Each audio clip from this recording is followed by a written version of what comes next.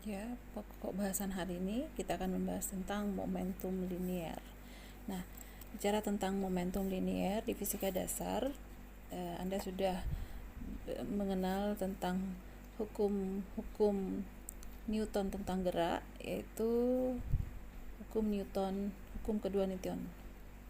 Hukum 2 Newton. Nah, tentang gerak ya. Itu dimana kita kenal F sama dengan M dikali A. F ini adalah gaya, M adalah massa benda, dan A adalah percepatan.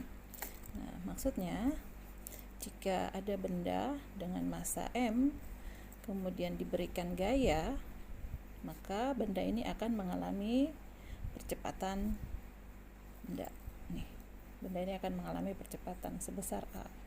Jadi kalau ada gaya yang diberikan terhadap benda dengan massa M, maka benda itu akan mengalami percepatan. Perlu diingat, percepatan itu adalah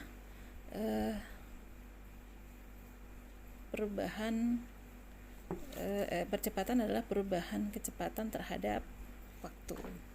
Jadi, turunan dari kecepatan terhadap waktu. Sehingga dari sini kita bisa menulis gaya adalah massa dikali dengan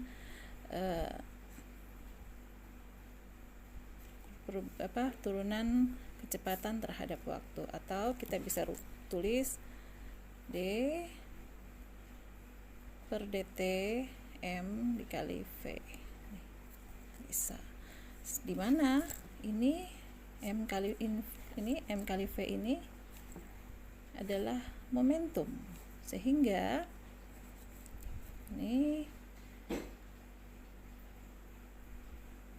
P sama dengan yang ini adalah momentum, jadi bisa ditulis jadi ini D P per dt, sehingga F itu bisa kita tulis sebagai perubahan momentum dp per dt. Jadi gaya itu bisa menyebabkan laju perubahan momentum suatu benda. Nih.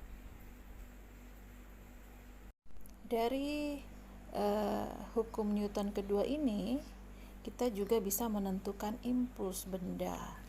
Nah, apa itu impuls?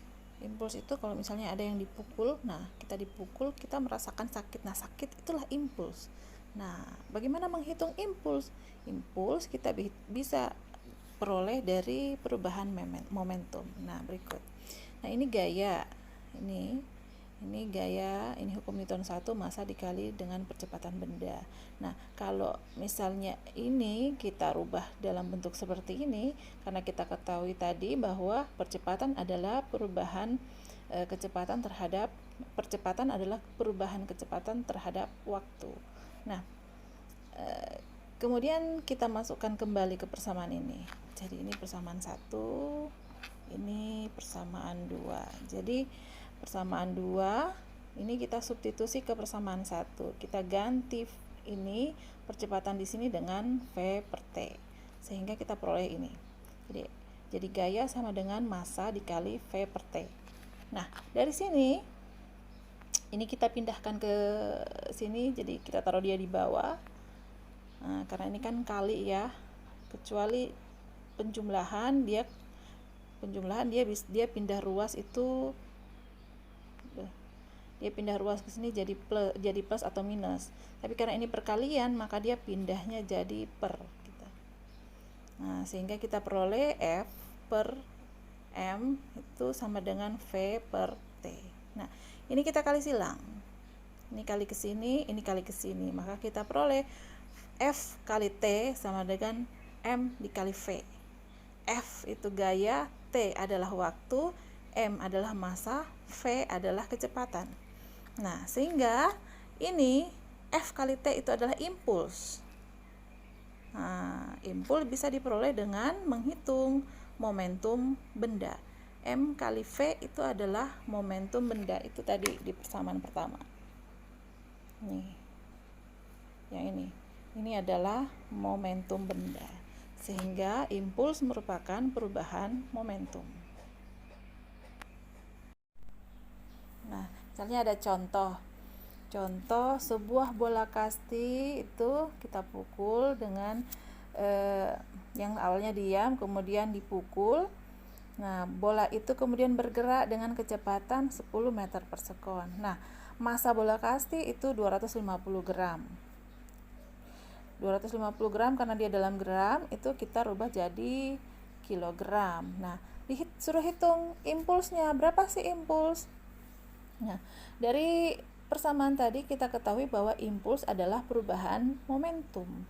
Nah, karena diketahui di soal adalah massa dan kecepatan, maka kita pakai impuls yang ini, mencari impuls dengan menggunakan perubahan momentum ini. Nah, impuls adalah massa dikali dengan kecepatan. Kita ketahui massanya adalah 0,25 kg, sedangkan kecepatannya adalah 10. Jadi 0,25 kali 10 kita dapat 2,5 kg meter per sekon. Jangan lupa ini satuan setiap mengerjakan soal-soal fisika. Jangan lupa satuannya.